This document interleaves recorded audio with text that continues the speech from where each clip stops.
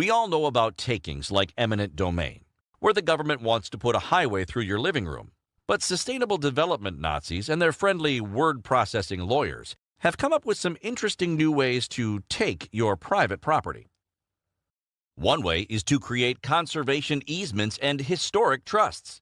Conservation easement and historic trust are two ways of imposing limited controls on private property. Conservation easement, like any other easement, says that there are certain kinds of uses that can or cannot be applied by the property owner in order to do what? In order to advance somebody's theory of conservation. Most people, when they hear the term conservation easement, it sounds like a good thing. Well, we'll offset, we won't use this piece of property for, the Rocky Mountain elk or whatever, or some salamander. So you're blocked off. If you join this easement, you're given money, an exchange of money, to say, I will not use this land for 90 years. But then when you die, the easement goes on, and people beyond you cannot use that property to how they feel and want to use that property.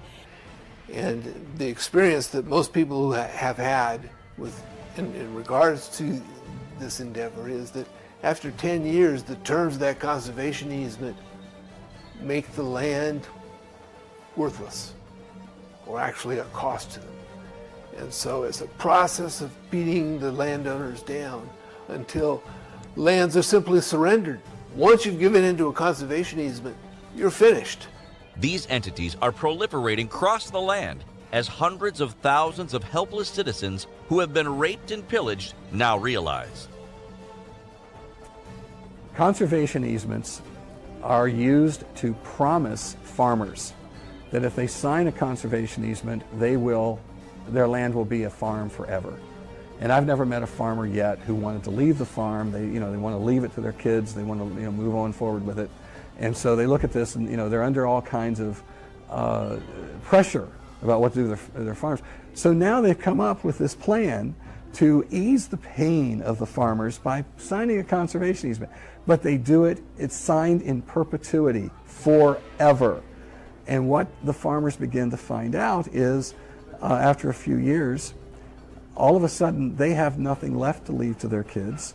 They now have all kinds of regulations from the land trust they signed with about how they can grow crops, sustainable crop growth and that sort of thing. They can't survive because it doesn't work, and there's no way out of it. The idea is this: any area, landmass, or territory a UN government or NGO wants to rezone as a California-type wildland or an historic mill in a place like Chester Springs, Pennsylvania, simply gets a circle drawn around it on the map. Then, Agenda 21 Nazis from some historic trust in Washington, D.C., or some ICLEI-sponsored COG offers farmers and owners of historic property bribe money if they will just put their property into an irrevocable trust and sign away the development rights for a good cause. That particular piece of property, usually that comes up with buildings, structures of one kind or another.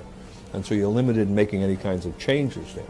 So that freezes that particular property in a historic epoch.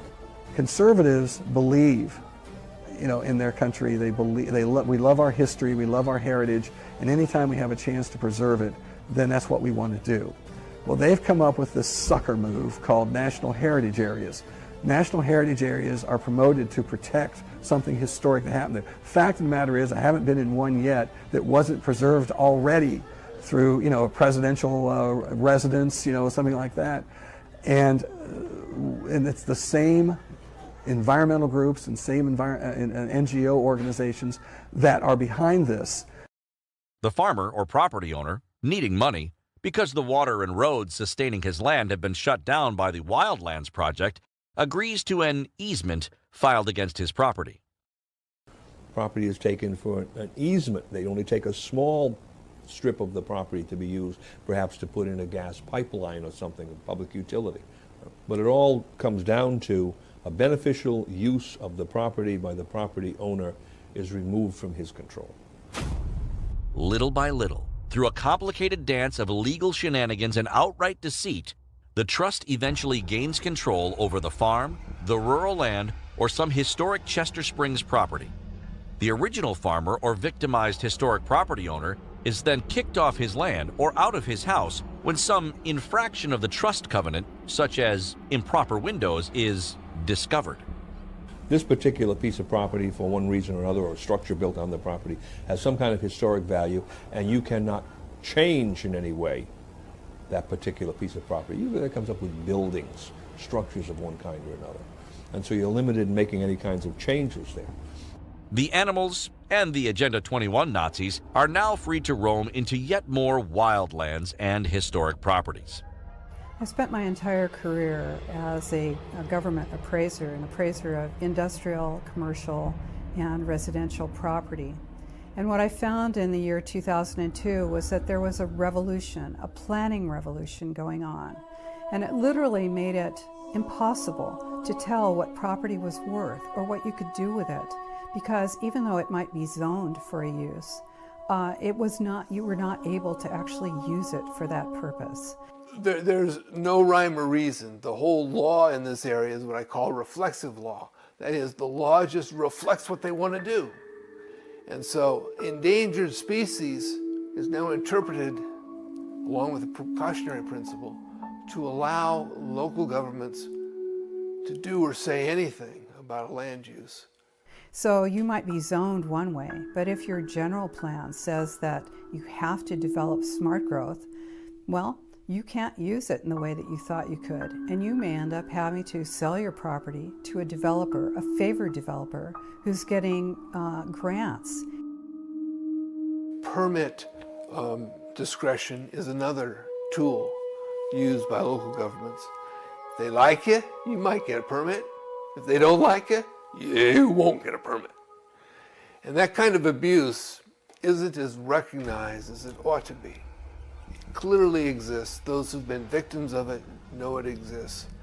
And those people need to speak out more because, without work by the early victims of Agenda 21, we all will ultimately become victims of Agenda 21.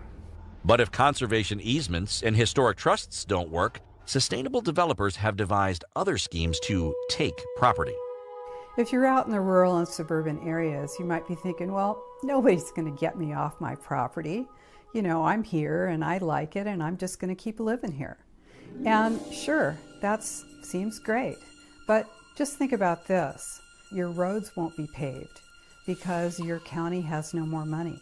And so they're going to pulverize your roads and turn them to gravel.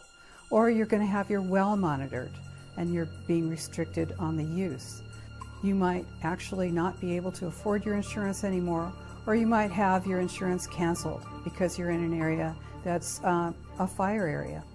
You might find that you're not able to continue to pay the taxes for the sheriff and for the hospital and for all the other services that you have out there in the county because other people have been removed from their land through restrictions on their use or through fire or other situations that have occurred and make it so that very few people are out there and they're carrying the entire tax burden. So then you're finding that you're not able to actually maintain the land that you're on, and you'll find that you're moved off of your land and moved into the city. How does it help the Wildlands Project? It sets up more of those priority development areas that are then going to be connected by a corridor. And then you have this whole network across the United States that is now going back to that Wildlands Project map. In 2006, 5 black robes decided that if a community can better use the land, then it's okay to take it, use eminent domain and take it. As soon as that decision was made, across the country, thousands of decisions using eminent domain were made. Why? Why would they ignore every precedent that was ever done in every court case in the Supreme Court about private property and every line ever written by our founding fathers about private property? Why would they eliminate that? The truth of the matter is they had to do it in order to implement sustainable development. And in that day, private property in America died.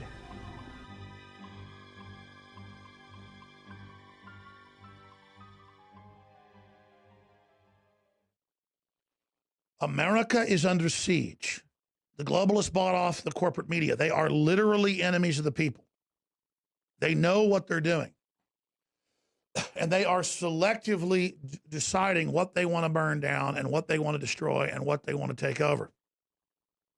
You'll see in fire areas that lands are, more and more land is owned by the federal government, the state government, and the county governments. And they're not clearing out the undergrowth. They're not maintaining the forests. And so they're more susceptible to fire danger. And the fires are larger and are moving more quickly because the undergrowth is not being removed.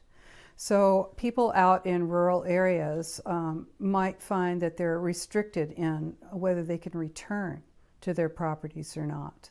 You burn out the areas you want first, outside Austin, they're going to be the most valuable later. You burn out all the poor areas, you burn them to the ground with forced gentrification, and then you come in behind it. Look at the overlaid map of the UN Agenda 21, where they would not allow fire breaks and rewilding, and match where the fires are. Before America was America, there were Native Americans that roamed this nation from one end to the other, and they culled and they used the resources in these forests. Government has now created a situation where they say the best, most environmentally friendly thing that we can do is to keep humans out of these areas. So as they restrict many hundreds of acres from forestry management of any kind, hunting, recreation, even housing, we're creating a disaster. These forests are filled with fuel, and let's face it, one lightning strike and these things go up and it burns. The fire does not know boundaries. It burns off from the parks. It burns through neighborhoods, people's homes, their businesses, and schools. And it's only then when they go into their town hall and ask, or better yet, beg them for a permit to rebuild, and they're told there's no more single-family homes in your area, it's only then that the light goes on. Preeminent conspiracy researchers claim that recent wildfires in California, such as the 2017 Tubbs Fire and the 2018 Camp Fire in Paradise, were started or intensified with concentrated energy weapons. What we see in these fires is entirely a different pattern. We are seeing the plant life act as the resistance to the fire, and we are seeing things that would ordinarily resist fire burn down to white ash. It is actually very similar to some of the patterns that we saw on 9/11/2001. And it would not be out of the realm of the imagination to think that this may be what is referred to as scalar interferometry weaponry. A haunting but mesmerizing scene from the wildfires in Sonoma County. A man came across this tree burning from the inside out. The tree appears to be hollowed out by embers and flames. I highly recommend the work of Thomas Bearden. People who are familiar with the work of Nikola Tesla should look into what Tesla did with scalar waves. And I think it's very possible that these types of directed energy weapons or concentrated energy weapons not only have been actively developed by covert factions of our military-industrial complex, but it's very possible that we may have already seen them deployed and used in test circumstances. If Americans don't wake up, Agenda 21 and its most recent spawn, the Green New Deal, will destroy not only our natural resources, but our entire constitutional republic. It will eliminate private property and especially real estate ownership. It will destroy locally elected representative government. Free markets and individual freedom will all be gone. Most decisions will be made by agents of a global government hell-bent on protecting the environment in the name of equality and sustainable development. In short, the policies of the UN's radical agendas will increase worldwide poverty, decrease educational standards, increase world population, and decrease national and global security.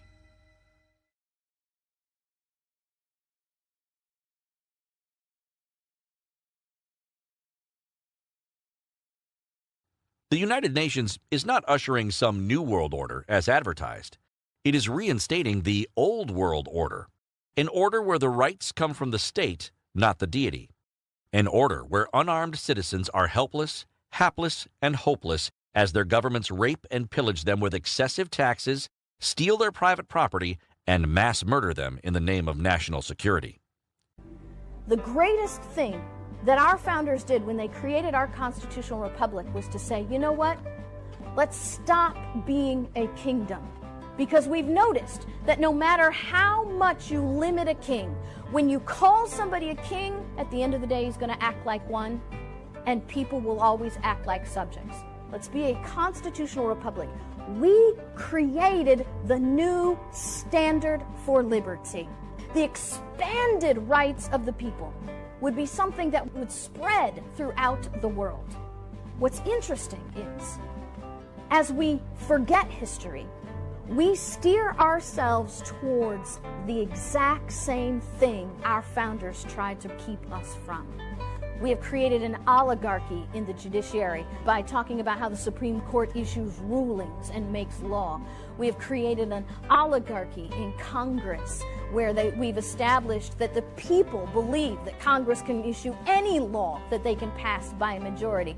We've nearly created a kingdom with the enormous amount of power that has been transferred to the office of the executive.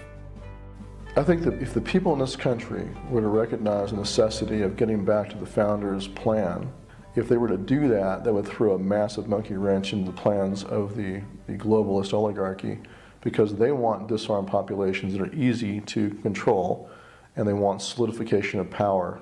The more power is solidified, once again, easier for them to control, and have a few people to control at the top rather than the entire population. The last thing they want is that for the power of the person, the sword, of money or military power to be diffused among the people. That's why they don't want sound money, that's why they don't want a militia. Yes, the New World Order proposed by the UN power elite is nothing less than global totalitarianism. The idea of total control from the top down, the elites, the royalty, the monarchs, with the peasants and serfs at the bottom serving their masters above. This is as old as the hills. But the new part is, in the old days, they used to administer their power and their control over the people at the point of a sword, with weapons and military power. Today, they're doing it with control of the mind and economic power. So in that sense, it's new. It's the old relationship, but being brought about with new weapons. The weapons of mind control and economic power. To this, you may say hogwash. This movie is presenting nothing more than conspiracy theories. Time will tell. But consider this. Consider the mechanics of establishing a world government and review what is actually happening. I think to answer that question, we just need to open up our daily newspapers and see how it's developing. Because we already have world government. It's not fully developed, but it's greatly developed. We see right now that the so-called leaders of all the nations get together quite regularly at international conferences and meetings, and they share ideas and they come up with plans and strategies. And all the nations seem to go along in lockstep. The philosophy in all of the nations of the world today, I can't think of any exception, is collectivism. It's hard to find much differences between countries anymore, except in the degree to which they have gone toward collectivism. Every day that goes by, there's more government power, more taxes, more internationalization of that power, and fewer personal liberties. By definition, a world government is a superstate. Instead of having 195 independent countries, as we now have, a world government would be one country run by one centrally planned global government. What F.A. Hayek warned us about in The Road to Serfdom. The United Nations is an attempt to create an umbrella organization with all of the nations still existing as nations, although some of their authority has been siphoned off by the United Nations. So the United Nations has not quite reached that goal. I'm sure that that's the ultimate goal of the people behind it, is the nation states will disappear. They will simply become districts or appendages of the United Nations as the single world government. So you will have essentially one nation as we now understand it, which has one government and control over territory, but that government will control the entire territory of the entire world. A world government, if such a monstrosity were ever to come about, would look very like the government of Communist China, very like the government of Communist Russia. All the institutions of world government, the United Nations itself, the World Bank, the International Monetary Fund, the Law of the Sea Conference, there are dozens of them now, the International Labour Organization, I could go on listing them forever. Not a single one has its governing board elected by the peoples of the member states of the United Nations who created that body. The essential pre-qualification for any such thing is that that government should be elected by the members of all the states parties to the treaty creating that particular entity.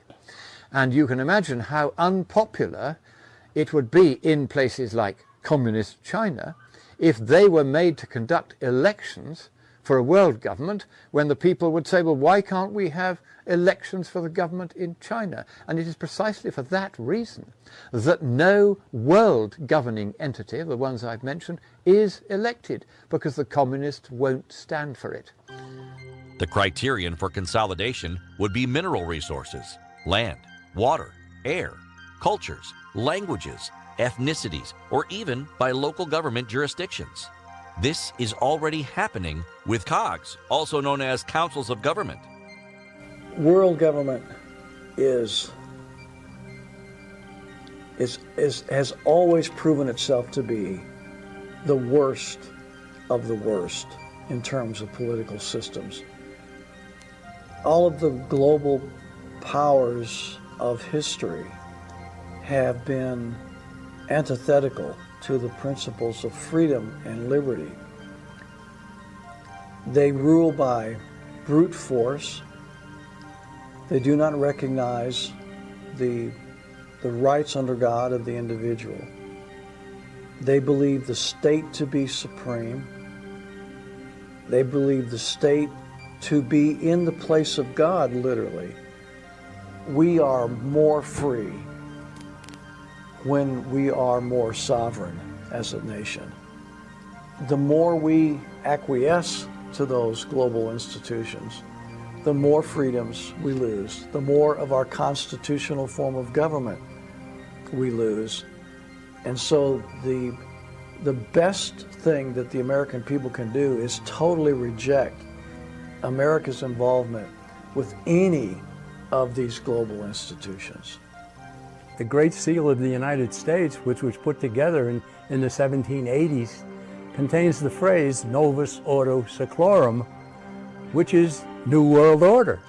The history of our country was very, very shaky at the beginning, and thanks to George Washington, we survived the impact of that, but they haven't gone away. They're still working at it, and we have to be on guard. No matter what the criterion for global government's consolidation, what's known as regionalization, it would mean the end of borders, hence the end of national sovereignties.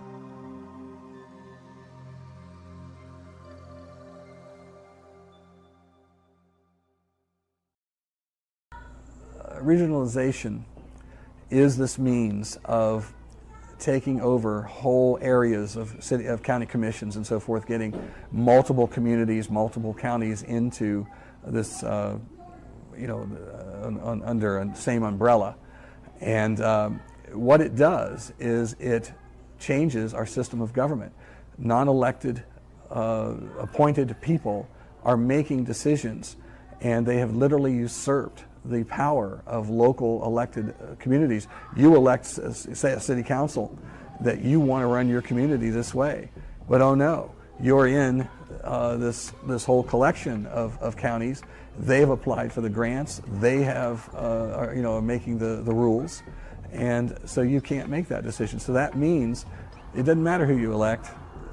they're in charge and they're going to do what they want to do. If the UN's agenda is fully implemented, you can bet the U.S.-Mexican border will no longer exist and mass migrations will be the order of the day. In order to have a new world order, as they like to call it, which is, all pretty much the same, all nations the same, and all rules and regulations with the same concepts of what is right and what's wrong, the same judicial system and all of that sort of thing the same, you have to eliminate the differences. Of course, that's axiomatic. So up until fairly recently, there have been substantial differences between nations based on culture primarily. Well, it's necessary to get rid of those differences if you're going to really build a new world order. What better way than mingle the populations, bring mass migration from one area, put it into another area, and dilute the whole thing. It's like a big stirring pot. So that, in my view, is pretty much what the motivation is behind this mass migration movement, is to dilute and to literally destroy any firmly identified cultural differences so that what is left will be easily malleable into a unified so-called one world state. Now that leads to a condition where there's so much chaos and the average person is so frightened by it that they will be grateful for martial law. This is the end game, in my view, of what's going on with this mingling, quick mingling of conflicting cultures, is to bring about chaos at such a level that it'll seem justified, and thank goodness you did that, government, to bring in martial law to quell the violence. Of course, once the martial law is established, it will never go away. Regionalism in America is primarily focused upon the implementation of the COG agenda, the Council of Government agenda. Again, councils of government are everywhere. The Bay Area has the most advanced council of government in the nation. It is the elimination of the election of local government.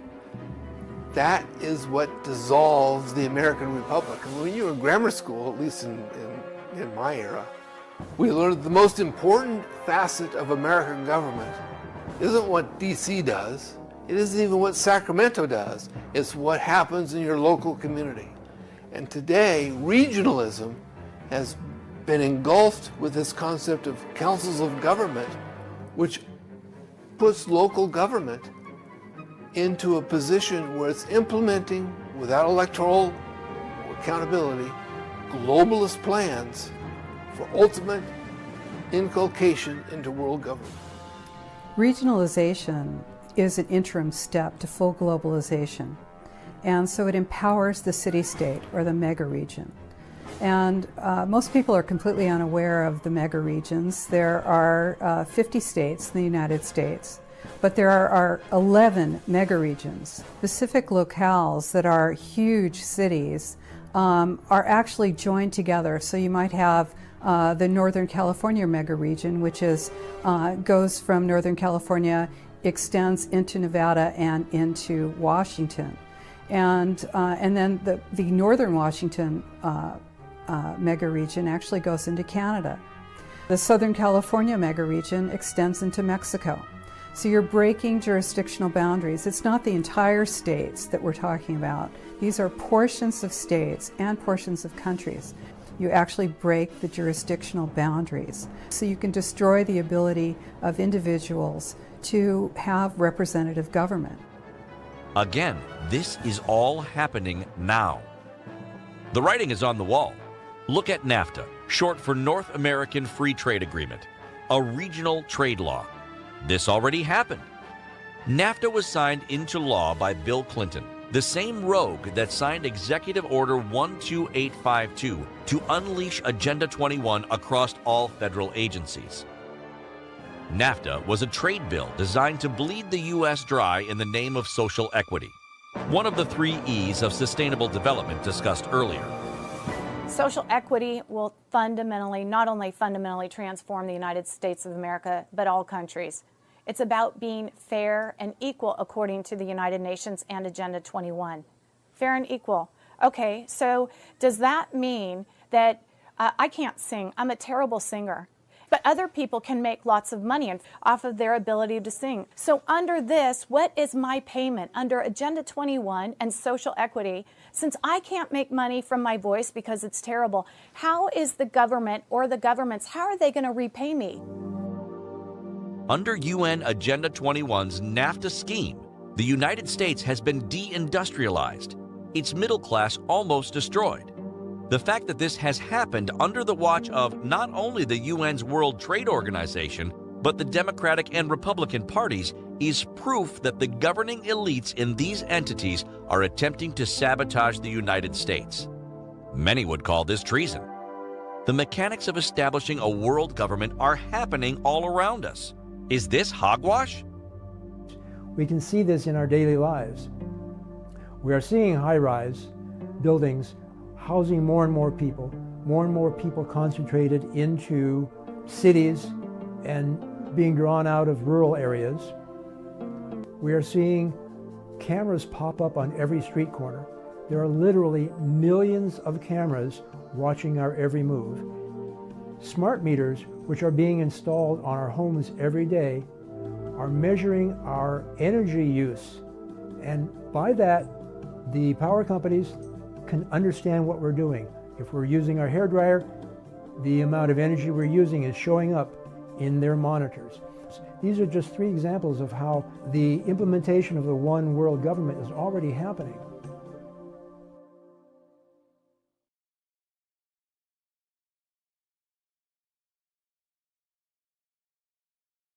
What we the people must do to stop Agenda 21 is, first of all, be educated about this thing. Number 2, do not be silent about it. Let the people know what we are facing in regard to our country. Since its founding in 1945, the United Nations has adopted a number of missions leading up to the rationale for Agenda 21 and its twin ugly sisters, Agenda 2030 and the Green New Deal. These missions could be boiled down to prevent war, remedy poverty, reduce population, protect the environment, stop global warming, stop the climate from changing. Some would agree with some of these missions, but what many disagree with is the means by which the UN proposes solutions. What they really want to happen is a chance to implement the Marxist mechanism. Because in the name of doing all of these good things, now we can redistribute the wealth, we can take away personal liberties, we can do all of these things, and that's really what their goal is. But they'll never say, well, my goal is to take away your personal rights and force you into a high-rise, or you have to depend on me for your clothing and your job and your health care. That's what I want. That wouldn't go over too well. That's it. What I want is, I want peace and prosperity and equality and brotherhood. These are propaganda statements, so that you will trust them, you will give them the power they want, you will pay the taxes they demand, and when you're all done, you will be in shackles. We have seen that the UN's Declaration of Human Rights makes no mention of key human rights: petition, unreasonable searches, probable cause, speedy trial, trial by jury, due process, excessive bail, or even a free state.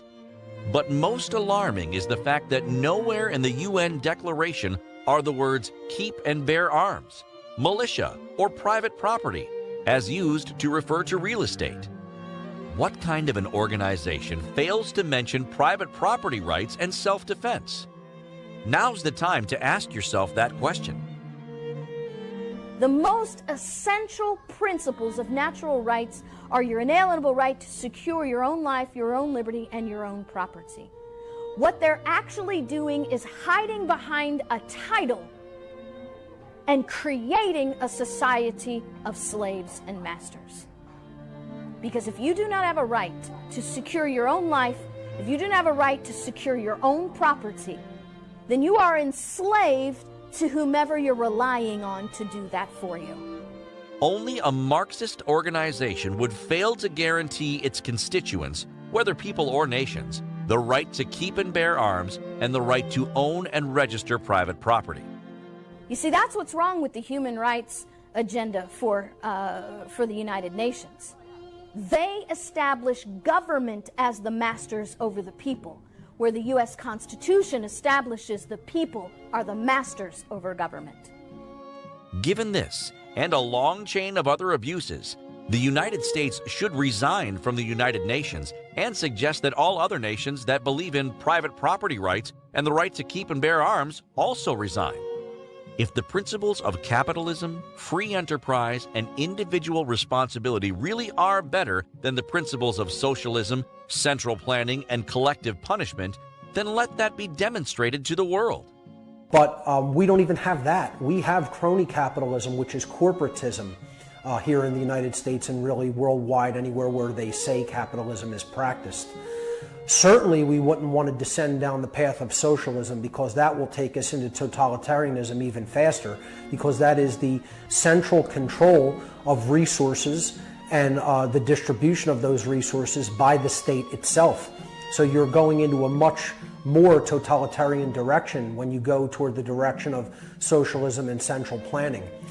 We had a League of Nations, then a United Nations.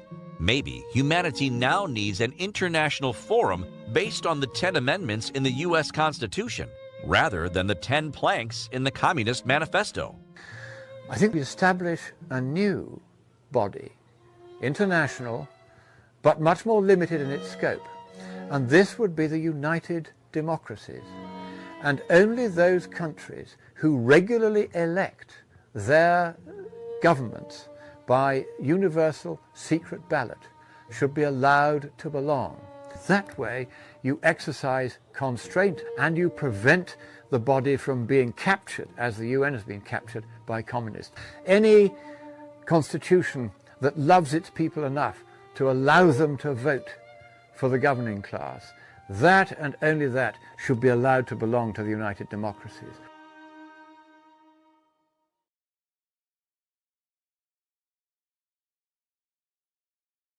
Agenda 21 is a United Nations plan launched in June of 1992 at the Earth Summit in Rio de Janeiro. Billed as a plan to address global environmental issues, Agenda 21, in effect, is a plan to dominate all aspects of human life by placing a command and control structure around all planetary resources. Under Agenda 21, the U.S. Constitution, American national sovereignty, and constitutionally guaranteed inalienable rights would be eliminated and replaced by a secular, Marxist world order controlled by a power elite of multinational corporations, international bankers, and NGOs. Already, due to Agenda 21 and its spawns, we have seen the destruction of the American middle class, stagnant wages since 1971, and a deindustrialization of over 50,000 factories across the United States. GATT, NAFTA, the World Trade Organization, the North American Union, and the European Union are all spin-offs of Agenda 21. These free trade laws have transferred trillions of dollars out of the U.S. and into communist and socialist third world countries, as well as communist China.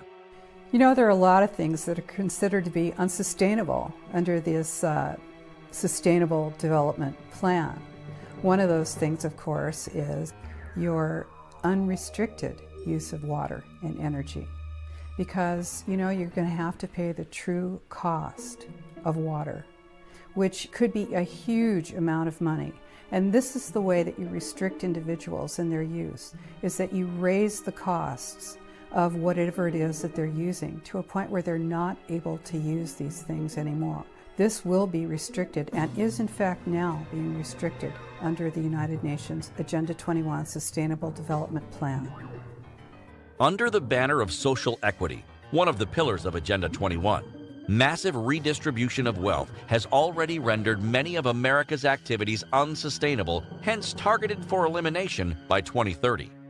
Among these activities are single-family homes and suburban communities, crop irrigation, pesticides, and commercial fertilizers, livestock production and most meat consumption, privately owned automobiles and especially the internal combustion engine, fossil fuels for energy production, personal travel, and air travel, most forms of mineral extraction and timber harvesting, dams, reservoirs, golf courses, ski lodges, and vacation resorts, human population, such slated for reduction below 1 billion people.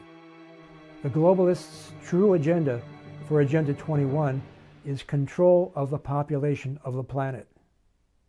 Now they know that they can't control 7.5 billion people, so what they want to do is reduce the population of the planet to under 1 billion, a far more controllable number. When they have done that, they think the billion that they will have wound up with will be concentrated in these mega cities, easily surveilled, and therefore they will basically be able to control all of humanity. Although Agenda 21 was never ratified by the Senate as required by law, 95% of all federal regulations are tied to UN Agenda 21 as sustainable development policies that target American sovereignty and the American dream. Agenda 21 targets the sovereignty of any nation and every nation in which it operates. The ultimate goal of the United Nations through Agenda 21 is to transfer as much sovereignty from a particular nation to the United Nations as is possible. Agenda 21 is a direct threat to the U.S. Constitution because it erodes national sovereignty, it erodes state sovereignty and local control. You have a third party, a foreign element, coming into the towns and counties and cities and implementing something that was written up at a meeting in Rio de Janeiro in 1992. Either the U.S. Constitution is exceptional or it isn't. If it really is exceptional, should we, the people, encourage the other 194 nations of the world to follow a Pied Piper of some Marxist world order? Or should we offer something better? Let's see how many of the 195 countries on Earth will migrate over. Millions, if not billions, already want to migrate, emigrate, and even sneak into America. We must have something the world wants. Well, obviously, we don't like the idea of a global government. We don't like the idea of a powerful few running mankind. We like the idea of nationhood, and we always have. So we have all my years working as the originally a young staffer in the Birch Society and working my way up the ladders and becoming president of the society for about 20 years. Our attitude is very simple. If we can wake the town and tell the people the conspiracy will be opposed, then we won't have to worry about it anymore.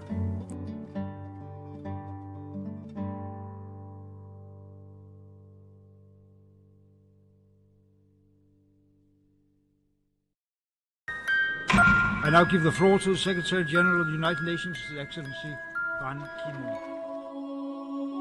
It's time to cut off the head of the beast. Sure, take state and local action, but Agenda 21's cancer may have spread too far into the U.S. body politic. Thus, as the John Birch Society has been advising for decades, get the U.S. out of the UN and the UN out of the U.S. The United States should withdraw from the United Nations. I think the United States should expel the United Nations from U.S. soil. So I'm always very much in agreement with that philosophy as articulated so well by the John Birch Society over the years. The UN has produced nothing positive for the United States, in my view. The United Nations, of course, is an attempt at globalization. So when you look at the principles and the ideals of the United Nations and compare those to the principles and ideals of America, they are polar opposites. So yes, if we removed ourselves from the United Nations would find itself in rather difficult circumstances. And I think we should, because the United Nations in most respects has failed to do what it promised to do. And it has advanced a socialistic program everywhere in the world that it's had an opportunity to do so, which is directly contradictory of our way of life and our governmental system. So we're essentially in the position in remaining in the United Nations and promoting its activities and financing its activities in essentially undermining our own way of life. Capitalism creates wealth. Socialism creates poverty. The Frankfurt School's long march through cultural institutions has almost destroyed American academia, the media, and even the clergy. The United Nations' long march through the economic and political institutions has almost destroyed free market capitalism and limited government. This nation is the greatest republic on the earth because we have had a written constitution that has helped us to keep at bay the avarices of men in power who want to concentrate power into their own hands. Let us be clear. The source of human rights is God, not the state, not the UN. The individual is supreme, not the group. Humanity advances through voluntary action, not coercion. Property is owned privately, not by the state. No one should have a monopoly on a nation's choice of money. Laws should be equal for all, not favor the power elite. Power should be wielded for defense only, never hate or aggression. Leadership should be by persuasion, not by coercion. The UN's agenda is a smokestack technology. The world needs fusion, solar, and probably Tesla technologies. The youth need hope and opportunity, the kind only a free state with an exceptional constitution can deliver.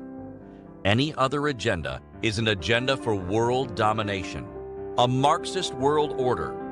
Any other agenda is an agenda the founders of the United States would find totally and completely unsustainable.